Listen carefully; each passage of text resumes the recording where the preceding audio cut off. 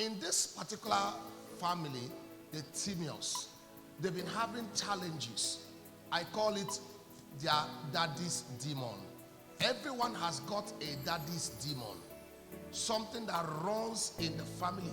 Something that is like a vicious cycle that runs through that family. That is always occurring in generations of that family. For the Timaeus family, it has to do with blindness. It has to do with begging.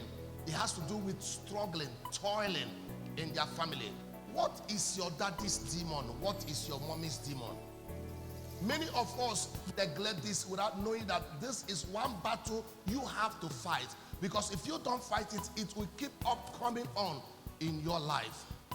If you don't stop it, it will stop you. For some people, we have issues where their mommy and daddy separated, and their mommy started looking for men and tearing marriages apart. Of course, if you don't fight it, it will happen to you. For some people, their daddies have issues. Every maid, every house help that comes to the house, their father will conquer and rule. You know what I mean by that? And then if you're a man, the tendency that that will happen to you is 100%. In some families, the father gambled or is still gambling. It's going to affect you. There are so many things that runs. We call them vicious cycles. That is your daddy's demon. Some happens as is related to habits, whereas some are carried through the blood. It is not something that you just joke with. It's something that you face headlong. Some are carried in your blood. That is your DNA. It's carried there, and it repeats because it's in the blood. Some are not being carried in the blood. Some happens because there is a demon, a family strong man who makes sure that is repeated in your life. But it is possible for such a thing to stop in your life. Timaeus saw what was going on, his daddy's demon, and he stopped it. The question is, how did he stop it? He stopped it by worshiping and praising Jesus. When Jesus was passing by, people called him the master. People called him rabbi. But when he came to the turn of blind Bartimaeus, he screamed it, Jesus, thou son of David, have mercy on me. People don't understand that. It is a dimension of worship and praise. The Bible said that when he said that to Jesus, Jesus didn't hear. He said that again, Jesus didn't hear. He screamed. They said, close your mouth, Jesus. He screamed them more. The moment Jesus had that, he said, who is praising me? He stopped and turned towards that direction. And that's the beginning of solution to blind Bartimaeus. Jesus said, bring him over here. What's your problem? The Bible said that blind Bartimaeus did two important things. The first thing he did was to remove his coat.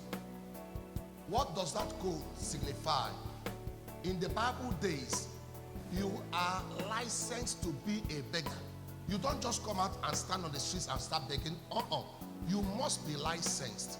So it was the begging coats and the license plates that the grandfather handed over to the father, and the father handed over to him. So when Jesus called him, he removed the family identity. He dropped the plates. Jesus didn't say, remove all your clothes before coming to me. No.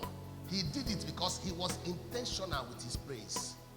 He was intentional with his praise. He didn't come out to dance like me and you who don't know why we are dancing. Can I ask you, do you have an intention for dancing for Jesus? He knew what he was looking for. The moment he caught the attention of Jesus, he said, here is my opportunity. I'm not going to miss it. Boom! He removed his coat. He removed his tray. He ran to Jesus. Jesus said, what do you want? People don't understand why Jesus asked him that question. He knew he was blind. He asked him that question. Do you want me to make you to see, or do you want me to cut off this nonsense from your life? That's what Jesus was asking. And go and take his results. He didn't say, I just want to get my sight. No. I want this to end. I want this to end. Can I ask you a question? Are you not tired of vicious cycles? Are you not tired? Every day you are the same level.